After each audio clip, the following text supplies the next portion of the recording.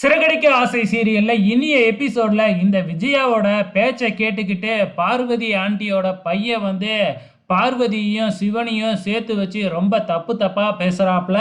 இதெல்லாம் யாரா உங்ககிட்ட சொன்னது அப்படின்னு சொல்லி கேட்கும் பொழுது, வேற யார் சொல்லியிருந்தாலும் நம்பியிருக்க மாட்டேன், விஜய் ஆண்டி தான் சொன்னாங்க அப்படின்னு சொல்றாப்புல. அப்பதான் எல்லாருக்குமே புரிய வருது, இது எல்லாம் இந்த விஜயாவோட வேலை தான் அப்படின்னு சொல்லிட்டு கொஞ்ச நேரத்தில் முத்துவும் அங்கே வந்துடுறாப்புல.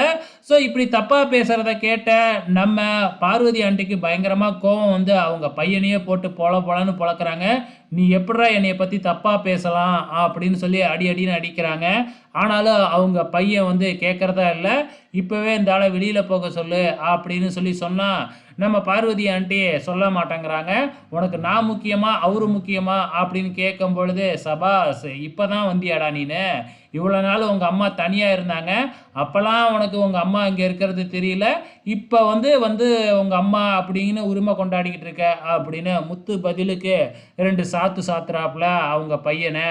அதுக்கப்புறம் என்ன, நம்ம பார்வதி இவ்வளோ கஷ்டப்படுறாங்களே நம்ம போயிடுவோம் அப்படின்னு சொல்லிட்டு, என்னால் உங்களுக்குள்ள பிரச்சனை வேணாம் நானே போயிடுறேன் அப்படின்னு சொல்லிட்டு சிவன் கிளம்பும் பொழுது நம்ம பார்வதி தடுத்து நிப்பாட்டி, நீங்கள் என்ன தப்பு பண்ணீங்க, நீங்கள் ஏன் போகணும், எனக்கு நீங்கள் தான் முக்கியம், இவ்வளோ நாள் கழிச்சு இப்போ வந்து இவன் சொன்னானா என்ன அர்த்தம் அப்படின்னு சொல்லிட்டு, நீ வெளிநாட்டில் தானே இருந்த, அங்கேயே போ, எப்போ நீ உங்கள் அம்மாவை புரிஞ்சுக்கிறியோ அப்போ வந்து என்னைய பார்த்தா போதும், நீ எனக்கு தேவையில்லை அப்படின்னு என்னை நீ அம்மானு வேணாலும் கூப்பிட வேணாம் அப்படின்னு சொல்லிடுறாங்க.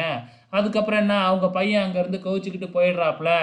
இப்போ தான் விஜயா என்னடா அது நம்ம நினச்சது நடக்கலையே அப்படின்னு இருக்கும் பொழுது நம்ம பார்வதி கூப்பிட்டு, இதுக்கப்புறம் நீ என்னோட ஃப்ரெண்டே இல்லை, நீ என் வீட்டுக்கும் வர வேணாம், உன் கிளாஸும் இங்கே நடத்த வேணாம், இனிமேக்கு எனக்கும் உனக்கும் எந்த சம்மந்தமுமே இல்லை, நான் பிடிச்ச ஒரே ஒரு கெட்ட ஃப்ரெண்டு நீ தான் அப்படின்னு சொல்லி விஜயாவை கேவலப்படுத்தி அனுப்பிச்சி விட்டுறாங்க நம்ம பார்வதியை.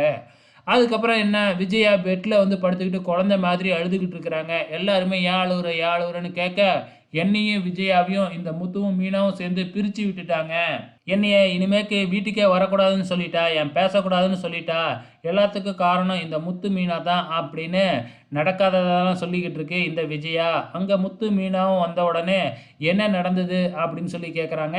ஏன்னா எல்லாருக்குமே தெரியும் இல்லையா, முத்து மீனாவும் தப்பு செய்ய மாட்டாங்க, இந்த விஜயா தான் ஏதோ ஒரு தப்பு செஞ்சுருக்கு அப்படின்னு சொல்லிட்டு. அதுக்கப்புறம் தான் நம்ம முத்துவும் மீனாவும் அங்கே என்ன நடந்துச்சு அப்படிங்கிற விஷயத்த சொல்லிக்கிட்டு இருக்கிறாங்க. இதுக்கப்புறம் என்ன நடக்க போகுதுன்னு தெரியல, பொறுத்திருந்து பார்க்கலாம்.